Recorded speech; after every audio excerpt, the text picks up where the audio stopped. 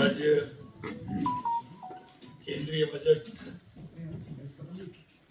2026-27 पर आयोजित इस प्रेस ब्रीफिंग में आप सभी का बहुत बहुत स्वागत, अभिनंदन। आज मैं भारत सरकार द्वारा प्रस्तुत केंद्रीय बजट के लिए देश के यशस्वी प्रधानमंत्री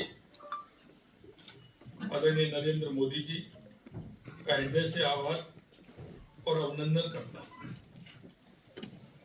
केंद्रीय वित्त मंत्री श्रीमती निर्मला सीतारमण जी ने जो ये बजट पेश किया है, ये बजट केवल आय व्यय का दस्तावेज नहीं है, बल्कि नए भारत के निर्माण, आत्मनिर्भर अर्थव्यवस्था और विकसित भारत 2047 के संकल्प की सशक्त घोषणा है। ये बजट उस सोच का प्रतिबिंब है जहां सबका साथ, सबका विकास, सबका विश्वास, सबका प्रयास केवल नारा नहीं बल्कि नीति बन चुका है। कर्तव्य भवन में तैयार किया गया ये पहला बजट तेज आर्थिक विकास, लोगों की आशाओं आकांक्षाओं पर खरा उतरने और सबका साथ सबका विकास के 3 कर्तव्यों को समर्पित रहा है। हमारा पहला कर्तव्य उत्पादकता और प्रतिस्पर्धा को बढ़ाते हुए आर्थिक विकास को तेज और सतत बनाए रखना तथा विश्व में बदल रही परिस्थितियों का सामना करने की क्षमता को विकसित करना है।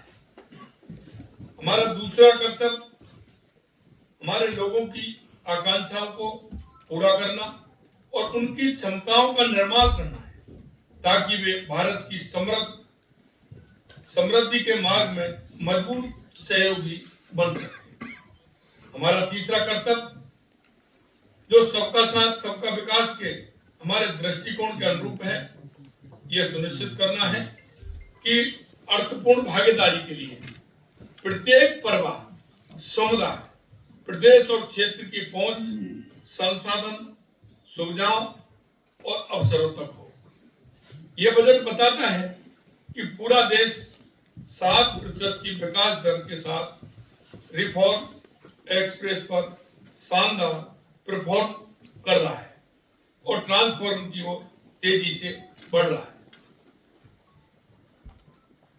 यह बजट नए भारत की महत्वाकांक्षाओं को दर्शाता है, तो उसमें कतार के अंतिम पंक्ति को साथ रखने की प्रतिबद्धता को मजबूत करता है। सही मायने में यह बजट युवा, महिला, किसान, वंचित, गरीब और आम आदमी का बजट है। आदरणीय प्रधानमंत्री जी के नेतृत्व में राष्ट्र की प्रगति के लिए जो भी योजनाएं लाई गई हैं, जो भी घोषणाएं की गई हैं, उन सभी का केंद्र बिंदु आप यानी देश का सामान्य नागरिक ही है। युवा शक्ति केंद्र इस बजट में युवाओं के लिए रोजगार, स्किल डेवलपमेंट, स्टार्टअप को बढ़ावा देने वाले प्रावधान किए गए हैं। एजुकेशन टू एम्प्लॉयमेंट कमेटी का गठन होने और सर्विस सेक्टर पर फोकस बढ़ाने से रोजगार और स्वरोजगार के अवसर बढ़ेंगे। रेडियोलॉजी, ऑप्टोमेट्री जैसे क्षेत्रों में 1 लाख एलाइड हेल्थ प्रोफेशनल तैयार करने और 1,50,000 केयर गिवर्स को प्रशिक्षण देने की घोषणा भी युवाओं के लिए विशेष रूप से महत्वपूर्ण है।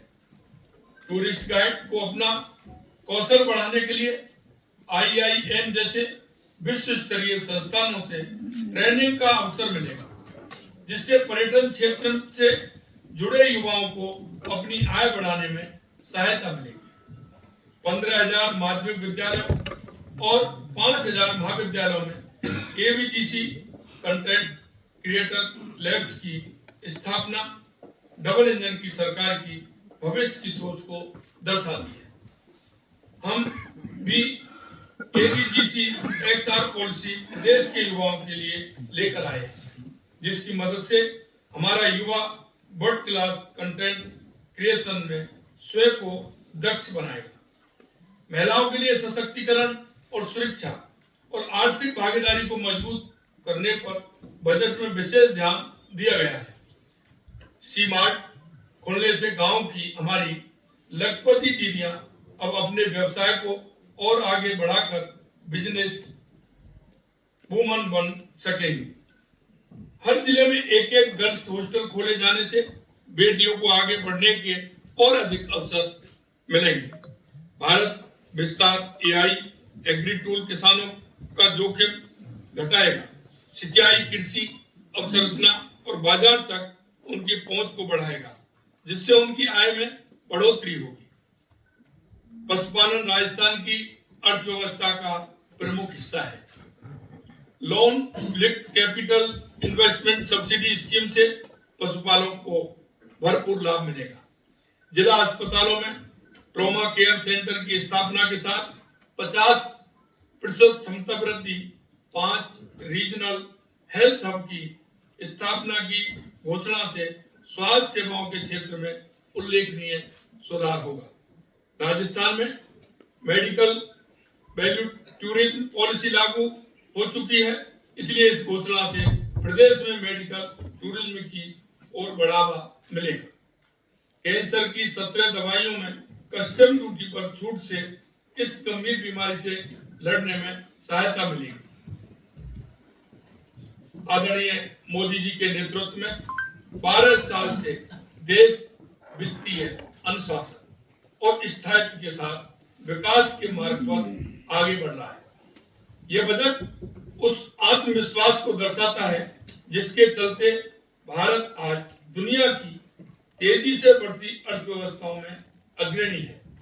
यूरोप के साथ ऐतिहासिक समझौता मदर ऑफ ऑल डील्स होने के बाद इस बजट ने देश के छोटे बड़े उद्योगों, मैन्युफैक्चरर्स, कारीगरों, कामगारों को वैश्विक बाजार में जाने के लिए नई दिशा दिखाई है। Biopharma, chemicals, textile, handloom, handicraft जैसे क्षेत्रों में मैन्युफैक्चरिंग को बढ़ावा देने के लिए बजट में कई महत्वपूर्ण पहल की गई है। टेक्नोलॉजी के क्षेत्र में देश को आत्मनिर्भर बनाने पर बजट में विशेष फोकस किया गया है। बजट में 40,000 करोड़ रुपए के इंडिया सेमीकंडक्टर मिशन 2.0 और एआई से संबंधित AI mission, national quantum mission, national research fund और डेवलपमेंट एंड इनोवेशन फंड का प्रावधान किया गया है। इलेक्ट्रॉनिक कंपोनेंट मैन्युफैक्चरिंग के लिए भी बजट में विशेष प्रोत्साहन दिए गए हैं। हमने भी राजस्थान में सेमीकंडक्टर नीति, डेटा सेंटर नीति और एआईएमएल नीति जारी की है। इस प्रकार डेटा सेंटर और क्लाउड सर्विसेज को जो इंसेंटिव बजट में दिए गए हैं, उनसे राजस्थान भी लाभान्वित होगा। खादी सेक्टर के लिए महात्मा गांधी स्वराज योजना लाने और चैंपियन एमएसएमई बनाने की जो पहल इस बजट में की गई है, उससे राजस्थान के छोटे उद्योगों के ग्लोबल बिजनेस हाउस बनने की राह प्रशस्त होगी। 10,000 करोड़ रुपए की एसएमई विकास नीति और 2,000 करोड़ रुपए की आत्मनिर्भर भारत टॉप अप छोटे उद्योगों के लिए बड़ी सौगात साबित होगी। कंस्ट्रक्शन और इंफ्रास्ट्रक्चर की हेवी मशीनरी के निर्माण को बढ़ावा देने के लिए बजट में विशेष योजना लाई गई है। जेसीबी जैसे बड़े कारखाने पहले से ही राजस्थान में है। मैं उद्योग जगत के लोगों से आह्वान करना चाहूंगा कि हमारे इंडस्ट्री कॉरिडोर आपका स्वागत कर रहे हैं। आप हमारी निवेश नीतियों का लाभ लेते हुए नई योजना अपनी यूनिट लगाएं। इस बजट ने नए खुल रहे बाजारों में निर्यात बढ़ाने के उपायों के साथ साथ विदेशी निवेश को भारत में आकर्षित करने की मजबूत आधारशिला भी रखी है। प्रधानमंत्री जी के नेतृत्व में भारत आज फेयरलेस फ्यूचर की ओर बढ़ रहा है। माननीय प्रधानमंत्री जी ने इस बजट के माध्यम से राजस्थान को विकास की मुख्य धारा में और अधिक मजबूती से जोड़ने का काम किया है। चाहे बुनियादी ढांचों का विस्तार हो, चाहे सड़क, रेल, ऊर्जा और जल से जुड़ी योजनाएं हो, या फिर औद्योगिक और निवेश प्रोत्साहन से जुड़े प्रावधान, इस बजट में राजस्थान की संभावनाओं और आवश्यकताओं को पूरी संवेदनशीलता के साथ स्थान मिला है। चैलेंज मोड पर मेगा टेक्सटाइल पार्क स्थापित करने, टेक्सटाइल लेबर इंसेंटिव स्कीम के आने से राजस्थान में रोजगार के अवसरों में बढ़ोतरी होगी। देश भर में 200 इंडस्ट्रियल क्लस्टर को फिर से मजबूत करने की सौगात भी राजस्थान के लिए एक वरदान है। बजट में अवसंरचना विकास पर विशेष जोर देते हुए 12,20,000 करोड़ रुपए का प्रावधान किया है। 5 लाख से अधिक आबादी वाले टीयर 2 और टीयर 3 शहरों में आधारभूत ढांचे के विकास के लिए invest bonds, real estate, investment trust, REIT से मिलने वाले आर्थिक संबल से प्रदेश के शहर भी बड़े पैमाने पर लाभान्वित होने जा रहे हैं। म्युनिसिपल बॉन्ड्स की जो पहल की गई है, वह हमारे प्रदेश के शहरी ढांचे को मजबूत करने में अहम भूमिका निभाएगी। बीबीजी रामजी योजना में नरेगा की तुलना में 86,000 करोड़ से बढ़ा करके 95,692 करोड़ राशि का आवंटन किया गया है। राजस्थान को इससे अतिरिक्त राशि मिलेगी।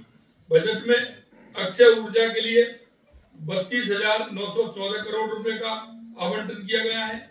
ये पिछले बजट से 30% ज्यादा है। पीएम सूर्य घर योजना को 22,000 करोड़ रुपए दिए गए हैं। इस राशि से 40 लाख नए घर सौर ऊर्जा से लाभान्वित होंगे। प्रयोग आने वाले सोडियम एंटीमोनी के आयात पर कस्टम ड्यूटी में छूट दी गई है। BESS में उपयोग में आने वाले लिथियम आयन सेल बैटरी निर्माण में प्रयुक्त पूंजीगत सामानों के लिए कस्टम ड्यूटी में छूट दी गई है। राजस्थान सौर ऊर्जा में अग्रणी प्रदेश है। इन प्रावधानों से प्रदेश के सोलर सेक्टर को बूस्ट मिलेगा। राजस्थान माइन सेक्टर में भी महत्वपूर्ण स्थान रखता है। बजट में महत्वपूर्ण खनिजों की प्रोसेसिंग के लिए जरूरी पूंजीगत सामान के आयात पर कस्टम ड्यूटी में छूट दी गई है। इससे राजस्थान के खनन उद्योग को बढ़ावा मिलेगा। ये घोषणा हमारे राज्य को अग्रणी राजस्थान बनाने में महत्वपूर्ण भूमिका निभाएंगी। मैं प्रधानमंत्री जी का विशेष रूप से धन्यवाद करता हूं कि उन्होंने राजस्थान जैसे उभरते औद्योगिक राज्य को देश की विकास यात्रा का मजबूत स्तंभ मानते हुए सहयोग किया। यह बजट भारत को आत्मनिर्भर से विकसित, संभावनाओं से उपलब्धि और संकल्प से सिद्धि की ओर ले जाने वाला बजट है। यह न केवल आर्थिक विकास को बढ़ावा देगा, बल्कि सामाजिक न्याय, रोजगार सृजन और डिजिटल इंडिया को मजबूत करेगा। मैं